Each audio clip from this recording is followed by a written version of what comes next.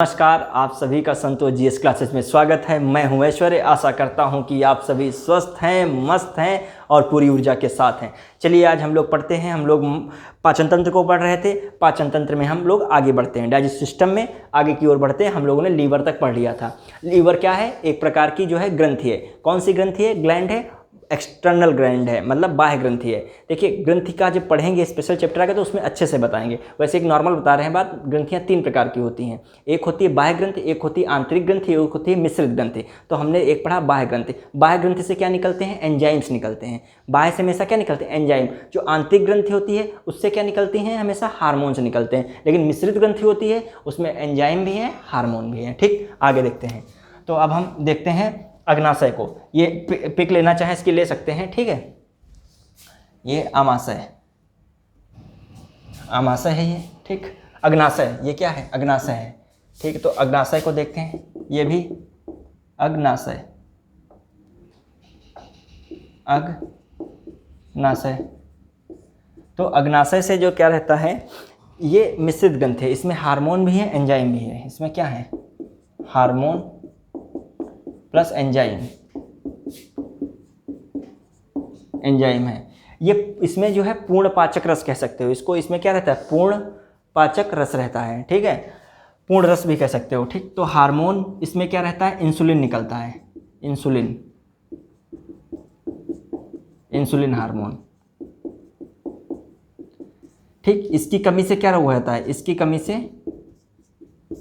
कमी से मधुमेह रोग होता है। डायबिटिक जैसे कहते हो, डायबिटीज हो जाती है। मधुमेह रोग, मधुमेह रोग, ठीक है। इंसुलिन की कमी से। इंसुलिन कहाँ पाया जाता है? अग्नाशय में। अग्नाशय की लैंगरहंस की जो अग्नाशय में कौन सी चीज़ में कहाँ से पाया जाता है? लैंगरहंस की दीपिका में, लैंगरहंस की दीपिका में, दीपिका में, ठीक है। अब देखें, अब उसको बाद में पूरा जब हम बताएंगे तो ग्रंथियों में इसको स्पेशल बताएंगे, तब इतना काम का है यहाँ पर। एंजाइम भी इसमें क्या रहते हैं? ट्रिप्सिन, ट्रिप्सिन एंजाइम होता है। ये क्या करता है? ये जो है प्रोटीन को पचाता है, प्रोटीन को, ठीक, पचाता है।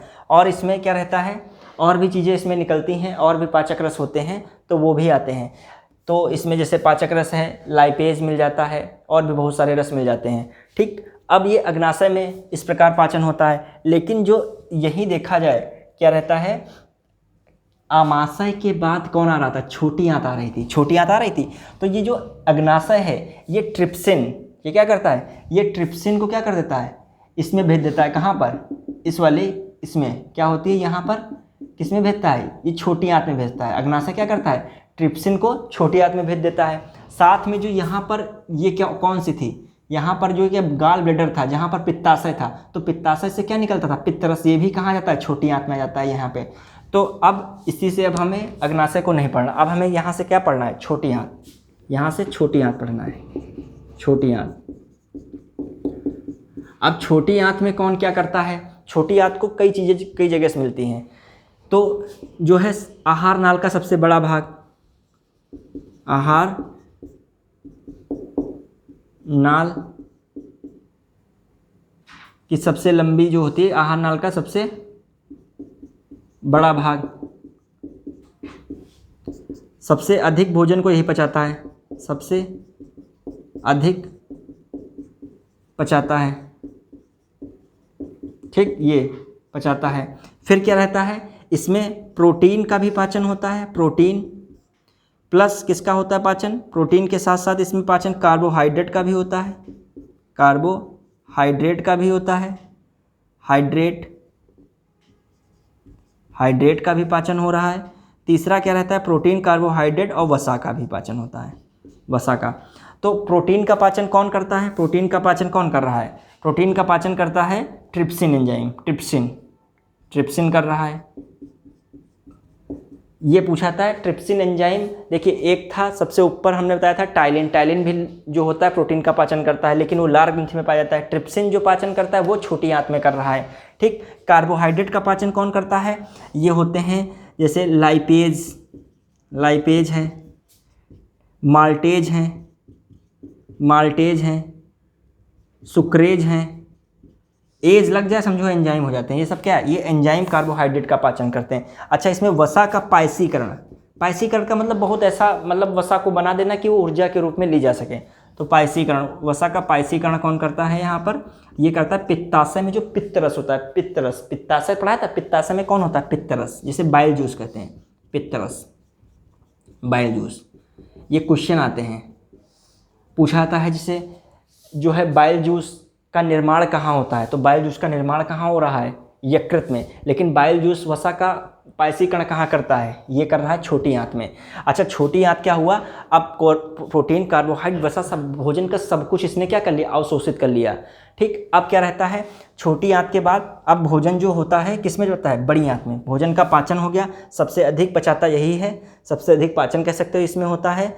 अब क्या रहता है, ये भेज देता है इसमें, किसमें, छोटी आंत के बाद चला जाता है। और छोटी आंत को यहाँ पे 3 रूप में भी देख लो, एक बताया था हमने ड्यूडोनम, ड्यूडनम, ड्यूडनम, ड्यूडनम जो ऊपरी जो भाग होता है, जो ये आहार नाल का जो छोटी आंत है इसका ऊपरी भाग, ड्यूडनम।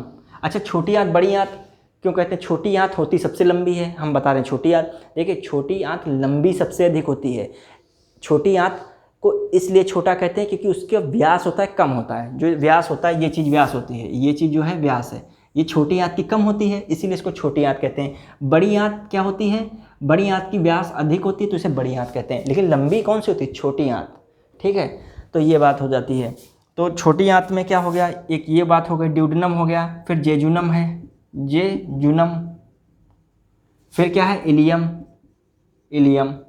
ठीक, तो सबसे छोटा भाग ये होता है डेडुनम, फिर उससे बड़ा ये इलियम, फिर उससे बड़ा। तो ये हालांकि इतना ये सब नहीं पूछा जाता है। और हाँ, ये जरूर पूछा जा सकता है कि इलियम जो है, बड़ा छोटे की बात नहीं, इलियम जो है किससे रहता है, किससे जुड़ा होता है, यही जो है बड़ी आंत से जुड़ा होता है। बड़ी आंत क्या करता है, बड़ी आंत,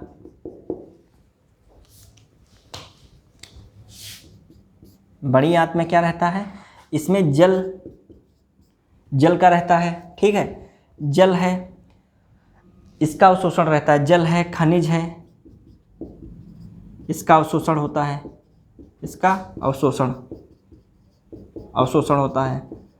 भोजन को पचाता नहीं है, भोजन को पचाता नहीं। ठीक, जो है जल इसका अवशोषण करता है। साथ में क्या होता है, जो ठोस मल होता है, ठोस मल, उसे क्या होता है, मल द्वार द्वारा अलग निकाल देता है, मल द्वार द्वारा निकाल देता है। ठीक, देखिए, जब एक बवासीर बीमारी होती है, बवासीर क्या होता है, जो यहाँ पर, जो जहाँ से लेट्रिन होती है तो वहाँ पर क्या होता है, रक्त वाहिनियाँ होती हैं, वो बाहर की निकल आ जाती हैं, वो क्या होता है, बाहर की ओर निकल जाती है। कहने का मतलब ज़्यादा तीखा लोग जो खाते हैं ज़्यादातर उनके होता है, कभी कभी वंशानुगत भी हो जाता है, हालांकि डॉक्टर अप्रूव वंशानुगत नहीं है, लेकिन ये होता है। ठीक है, कुछ लोगों में ऐसा भी होता है जो गार्जियन में है या उनकी पीढ़ी में होता चला आता है, या फिर तीखा ज़्यादा खाते हैं, पेट साफ नहीं रहता है, तो उसमें क्या होती है, जो रक्त वाहिकाएँ होती हैं निकल आती हैं बाहर, जहाँ से मतलब लेट्रिन होती है तो वहाँ पर घाव जैसा बन जाता है, इस वही बवासीर की बीमारी हो जाती है। एक होता है बायरेक्टिक सर्जरी होता है, बायरेक्टिक सर्जरी। लोग क्या करते हैं, बायरेक्टिक सर्जरी कराते हैं जिससे दुबले हो जाएं, बहुत जो फैटी होते हैं वो कराते हैं, फेमस है, फॉरेन वॉरेन में ज़्यादा होता है। बायरेक्टिक सर्जरी में क्या करते हैं कि छोटी आंत को काट दिया जाता है, छोटी आंत होती है इसको काट देते हैं। छोटी आंत को जब काट दोगे तो कम भोजन खाना पड़ेगा, कम भोजन की ज़रूरत होगी, तो क्या होगा, अपने आप दुबले हो जाओगे। तो ये सब चीज़ें होती हैं। तो हमने बता दिया पीलिया रोग किससे होता है, पीलिया रोग किससे होता है, जो बाइल जूस बताया, बाइल जूस जब ज़्यादा बढ़ जाता है, ठीक है, इसका निर्माण बहुत हो जाता है, तो क्या होता है, नाखूनों में है, खाल त्वचा में है, ये पीला रंग दिखाई पड़ने लगता है, ये अधिक लगने लगता है। इसमें जो हमने बताया था ना, बिलीरुबिन और बिलीवर्डिन, ये जो वर्णक होते हैं ये दिखने लगते हैं। ठीक, तो पीलिया रोग हो जाता है। और यकृत के से जो है हेपेटाइटिस रोग वगैरह होते हैं, यकृत से होते हैं। ठीक, तो हमने लगभग हर चीज़ बता दी, छोटी आंत, बड़ी आंत, अग्नाशय को बता दिया, आमाशय को, इसको बता दिया। अच्छा, एक चीज़ और, जब मुख में खाते हैं तो टाइलिन एंजाइम एक होता है, एक होता है लाइसो एंजाइम। मुख में जब खाते हैं ना तो मुख में क्या हुआ, तो एक टाइलिन एंजाइम क्या करता है, लार में होता है, और लाइसो एंजाइम भी लार में होता है। तो टाइलिन एंजाइम क्या करता है, प्रोटीन को पचा देता है, समझिएगा। और जो लाइसो एंजाइम होता है, ये इसमें क्या होता है, कोई भी खाना दिखाओगे तो जो खाने में बैक्टीरिया हैं उनको नष्ट करता है। खाने के क्या होते हैं, खाने के बैक्टीरिया को नष्ट करता है, समझिएगा।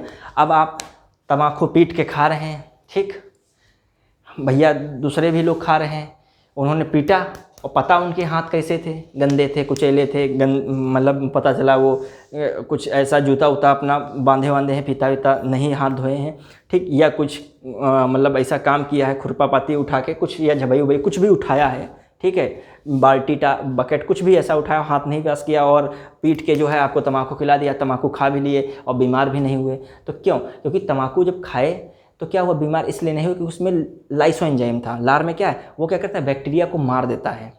आप समोसा रखा है, मन आया ललचाया, खा लिया, 5 रुपये खरीद के खुला में रखा था, मक्खियाँ खूब भिन बना रही थी, जीवाणु बैक्टीरिया खूब बैठ चुके थे उस पर, तो खा लिया तब भी बीमार नहीं हुए। अब आती कर लोगे तो बीमार हो ही जाओगे।